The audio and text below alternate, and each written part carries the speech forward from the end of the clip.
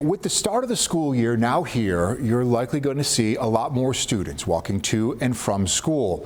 And tonight, there's a new effort to keep them and other pedestrians safe on roads. This comes following an increase in pedestrian and bicyclist fatalities. According to the New York State Department of Transportation, the number of crashes involving a pedestrian or a cyclist in Western New York have risen from 678 incidents in 2020 to 879 in 2023. That's a 30% increase. The rise in pedestrian and cyclist fatalities has been even sharper, rising 200% since 2020. So today, state lawmakers and local advocates called for changes to New York state law that would make travel safer for everyone on the road. They held a news conference at the corner of Albany and Hampshire Streets in Buffalo. That's where 12-year-old Marcel Yonders was killed in November of 2021 when he was walking home from school. Then last month, a 13-year-old boy was seriously hurt when he was hit by a car while crossing Niagara Street in Buffalo. So tonight, 7 News reporter Kristen Moran is sharing the voice of the boy's mother, along with local lawmakers and advocates about the legislation they believe can help make our roads safer. 13-year-old Wyatt Lopez is still recovering from serious injuries after he was hit by a car in Buffalo last month. Wyatt was at the pool with his younger brother, his two friends. He walked up the bike path on Niagara and then was across the street to come home.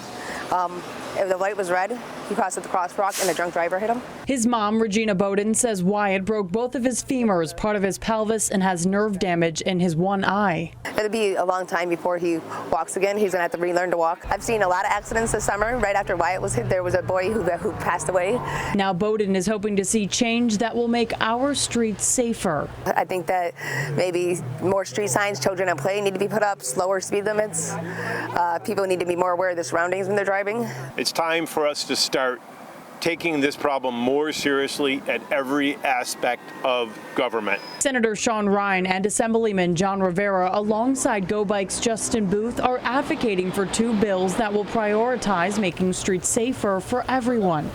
When streets are safer for people to walk, bike, or use wheelchairs, they're also safer for people to drive. One bill would ensure that complete streets designs, which includes more sidewalks, bike lanes, and crosswalks, are used more in transportation projects across the state. The other would make sure that state or federal funded projects follow complete streets rules. We need to go back to how our roads are built and how our roads are laid out and how our roads are designed. Because the truth of the matter is, if you leave it up to local municipalities to build a road, they'll just redo the same road that's already there. This push comes as the number of car crashes involving pedestrians and cyclists have risen in Western New York. In 2020, there were 14 deadly crashes, but last year there were 42.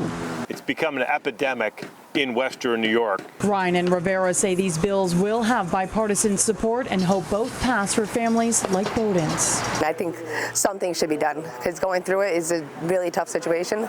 It's something that you would never imagine happening to your child, and it's really scary. So I wouldn't want no other parent to go through the pain and everything that he's gone through or I've gone through. Kristen Moran, 7 News, Buffalo.